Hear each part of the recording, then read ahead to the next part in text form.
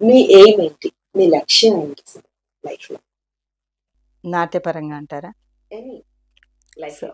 Yeah నాట్యపరంగానే అంటే ఎక్కువగా now the time into mostly academics అండి. నాకు చేతనైనంత వరకు ఎవరైతే పరిశోధనాత్మకంగా నాట్యాని కోసం కృషి చేసి నాట్యంలో ఉన్నటువంటి లోతుల్ని వారు గ్రహించాలి అని అనుకుంటారో వారికి నేను I'm always there. So subject నాకు తెలిసినంతగా స్పర్ధయా వర్ధతే విద్య, అలాగే పంచితే కూడా విద్య అనేటువంటిది పెరుగుతుంది. సో నా సాయశక్తులా ఎవరైతే నాట్యం నేర్చుకోవాలి అని అనుకుంటున్నారో దాని అసలు తత్వం ఏంటి అన్నటువంటిది తెలియజేయాలన్నది నా బలమైనటువంటి కోరిక అనమాట. సో మా ఫ్రెండ్స్ని కూడా అనమాట, ప్రాక్టీషనర్స్ అందరినీ కూడా రీసెర్చ్ చేయండి, ఆర్టికల్స్ రాయండి, నేను హెల్ప్ చేస్తానని చెప్పని. అంటే ఒక తత్వాన్ని మనం అర్థం చేసుకోవాలంటే ఇప్పుడు మనకి లోటస్ బడ్ చూడండి, అలా విప్పుతూ ఉంటే చక్కగా ఇలా విచ్చుకున్నటువంటి విధంగా డిఫరెంట్ లేయర్స్ అంటాం కదా. ఒక తత్వాన్ని తీసుకుంటే, ఒక విషయాన్ని తీసుకుంటే ఎన్నో ఆస్పెక్ట్స్, ఎన్నో ఎన్నో లేయర్స్ ఆఫ్ మీనింగ్స్ ఉంటాయి. సో ఆ లేయర్స్ అన్నిటినీ కూడా మనం అర్థం చేసుకోవాలి. అంటే ఒక పరిపూర్ణమైనటువంటి సమగ్రమైనటువంటి కళ కింద మనం తీసుకోవాలంటే విష్ణు ధర్మోత్తర పురాణంలో కూడా కథ అదే కదా చెప్తారు. ఒక శిల్పాన్ని చేయాలంటే మనకి ముందర జామెట్రీ నేర్చుకోమంటారు. జామెట్రీ నేర్చుకోవడం ఎందుకంటే అది ఏ యాంగిల్లో ఉంది, ఎంత డిగ్రీస్లో మనం చేయి పెట్టాలి, ఇది అభయహస్తమా లేకపోతే వరదహస్తమా కటిహస్తమా, ఇది తెలియాలంటే ఎంత డిగ్రీస్లో ఉందో తెలియాలంట. అలాగే నాట్యాన్ని చేయాలంటే అది శృంగారమూర్త లేకపోతే కరుణమూర్త శాంతమూర్త. అది బౌద్ధుడు అంటే శాంతమూర్తిలో చూపించాలి, నరసింహస్వామి అంటే ఉగ్ర రూపంలో చూపించాలి. ఆ తత్వం తెలియాలంటే నాట్యం తెలియాలి. ఆ నాట్యం తెలియాలంటే వాద్యాలన్నీ కూడా తెలియాలి, జతి ప్రస్తారం అంతా కూడా తెలియాలి, ఏ లయలో సాగుతోంది ఏ తాళంలో సాగుతోంది అన్నటువంటి తెలియాలి.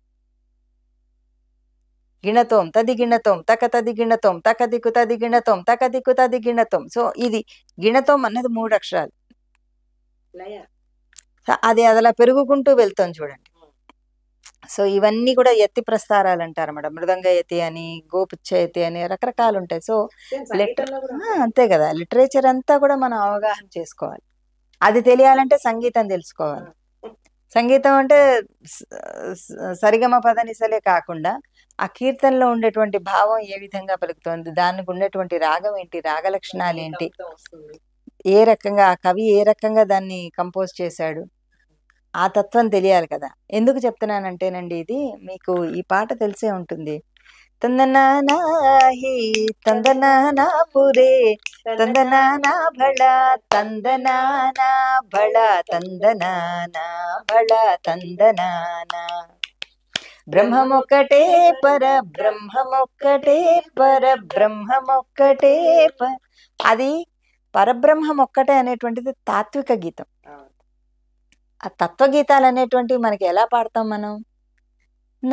నాటి బ్రతుకు నాటకము కనక కన్నది కై అంటే అట్లా స్లో టెంపోలో పాడితేనే తత్వం అనేటువంటిది మీకు బోధపడుతుంది. తత్వగీతాలు ఏదన్నా కూడా చూడండి ఎంత స్లో టెంపోలో ఉంటాయి. మరి బ్రహ్మం ఒక్కటే అనేటువంటిది అది పరమ తత్వాన్ని ఎందుకు వచ్చింది అది? ఎందుకంటే ఆ తత్వాన్ని అర్థం చేసుకోలేదు. బికాస్ తందనానాహి మిస్లీడ్ చేసింది కదా. సో క్యాచీగా ఉండేటప్పటికి అది ఫోక్లోర్లోకి వెళ్ళిపోయింది. అది అఫ్ కోర్స్ ఎసెన్స్ కన్వే అయింది అనుకోండి, కానీ అందుకోసమే అది ఉంది. ఇప్పుడు మనకి ఇండిజినస్ డాన్స్ ఫామ్స్ కానీ ఫోక్ ఫామ్స్ కానీ ఎవరి స్థాయిలో వాళ్ళు దాన్ని చేసుకుంటూ వచ్చారని మనం అనుకుంటాం. ఫోక్కి తెలియదని వాళ్ళకు ఉన్నటువంటి జానపద కథలు కానీ సంగీతం కానీ ఇవాళ మనం ఒగ్గు కథ, బుర్ర కథ, హరికథ, జముకుల కథ, జంగం కథ, తప్పెట్ల కథ, తందాన కథ, ఇవన్నీ ఎన్ని తోలుబొమ్మలు అట్లా ఎన్ని రకాలైనటువంటి ఇండిజినస్ ఆర్ట్ ఫామ్స్ ఉన్నాయండి. రాయ రాయే సీత ఓ సీత ఓ దేవి నలంకా చూడు సీత నన్ను పెండ్లాడు సీత.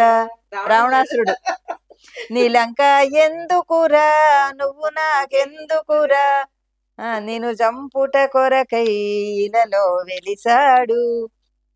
సో అది సో వాళ్ళ స్థాయికి తగ్గట్టుగా వాళ్ళ సాహిత్యం కూడా ఉంది, వాళ్ళకి రామాయణం ఉంది. సో ప్రతి లెవెల్లో ఉంది. అంతే కదండి. ఇప్పుడు బతుకమ్మ పాటలు తీసుకున్నా మనకే అంతే కదా. సో అంటే ఒక తత్వాన్ని మనం అర్థం చేసుకోవాలంటే సంగీతం అది ఏ స్థాయిలో ఉందండి. సంగీతం తెలియాలి అంటే మనకి మళ్ళీ సాహిత్యం తెలియాలి, హృదయం తెలియాలి కదా. ఎవడే వాడు ఆ ఒక్క మాట ఉందనుకోండి, ఎవడే వాడు. మామూలుగా మీరు వాడు ఎవడని ఎలా అడుగుతారు? ఎవడు ఎవడు ఎన్ని రకాల భావాలతో అంటాం. ఎవడు వాడు అది చూసారా, మీకు కూడా వచ్చేసింది, నేను చెప్పక్కర్లేదు ఇంకా. ఎవడే వాడు ఇంట్రెస్టింగ్ అనుకోండి. ఎవడే వాడు చాలా ఇంట్రెస్టింగ్ గా ఉంది. ఎవరే వాడు, ఇంట్రెస్ట్ ఎవడి ఎవడే వాడు ఎందుకు వస్తున్నాడు ఊరికే పద. ఎవడే వాడు చాలా ఇంట్రెస్ట్ కనుక్కోవా అసలు వాడెవడో అసలు వాడేంటో చూసుకో. ఆ ఆ మాట పలికేటువంటి ఆ సాహిత్యంలో ఒకటే సాహిత్యానికి మనకి ఎన్ని భావాలు ఎవడే వాడు ఎందుకు వస్తున్నాడు ఊరికే పదే పదే మన ఇంటి ముందు? పనిలేదు అక్కడికి అన్నట్టు. అంతే కదా. చాలా బాగుంది. సో ఆ సాహిత్యాన్ని అర్థం చేసుకోవాలి ముందర.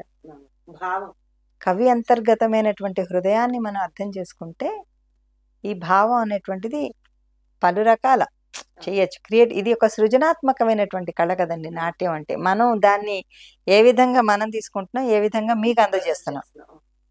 సో ఇవన్నీ కూడా ఏంటంటే ఈ న్యూయాన్సెస్ అంటాం కదా మనం.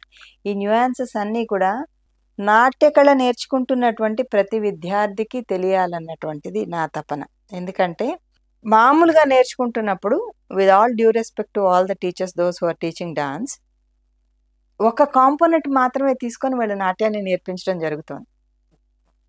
అంటే కేవలం ఒక ప్రదర్శనకి పిల్లల్ని విద్యార్థుల్ని తయారు చేయడం లక్ష్యంగా నేర్పించడం జరుగుతోంది. లేదా ఒక సర్టిఫికెట్ డిప్లొమా కోర్సు ఎగ్జామ్కి పిల్లల్ని ప్రిపేర్ చేసేటువంటి దిశగా మాత్రమే నేర్పించడం జరుగుతోంది. చదువులన్నీ ఆ దిశగానే వెళ్తున్నాయి. అది సో కానీ వాళ్ళకి ఇన్ని రకాల ఆస్పెక్ట్స్ ఉన్నాయి. ఇందాక మనం ఏమేమి మాట్లాడుకున్నాం, సంగీతం, సాహిత్యం, శిల్పం, నాట్యం, అలాగే గణితం, ఇవన్నీ మ్యాథమెటిక్సే కదా, అంతా కదా. ఆభరణ శాస్త్రం మాట్లాడుకున్నాం. సో ఇన్ని స్టేజ్ మేనేజ్మెంట్ మాట్లాడుకున్నాం, కమ్యూనికేషన్ మాట్లాడుకున్నాం, స్వప్న శాస్త్రం మాట్లాడుకున్నాం, ఎటికేట్ మాట్లాడుకున్నాం. సో ఇంత కాంప్రహెన్సివ్గా వాళ్ళు నేర్చుకోవాలి అంటే they need another platform. Teacher ఎంతసేపటికి ఎగ్జామ్ కట్టిద్దామా, ప్రదర్శన ఇప్పిద్దామా అన్న తప్పించి ఇంతగా నేర్పించడానికి ప్రతి టీచర్ ఇష్టపడుతుంది, కానీ ఆ టైం విద్యార్థులు ఇవ్వట్ల. రెగ్యులర్ ఎడ్యుకేషన్ అయిపోయిన తర్వాత మళ్ళా వెనక్కి వస్తున్నారు. అలాంటి వాళ్ళకి ఇవన్నీ కూడా నేర్పించి I want them to learn dance to the core. Super. I wish you That's my all the best అండి. ఇండియా నెక్స్ట్ మీకు అనేక శుభాకాంక్షలతో ధన్యవాదాలు చెప్తుంది. థ్యాంక్ యూ సో మచ్ అండి, నాకు ఈ అవకాశాన్ని కలుగజేసినందుకు. ఇండియా నెక్స్ట్ ద్వారా నా ఈ అభిప్రాయాన్ని మీతో పంచుకునేందుకు అవకాశం కలిగించినందుకు థ్యాంక్ యూ ఝాన్సీ గారు. Thank you.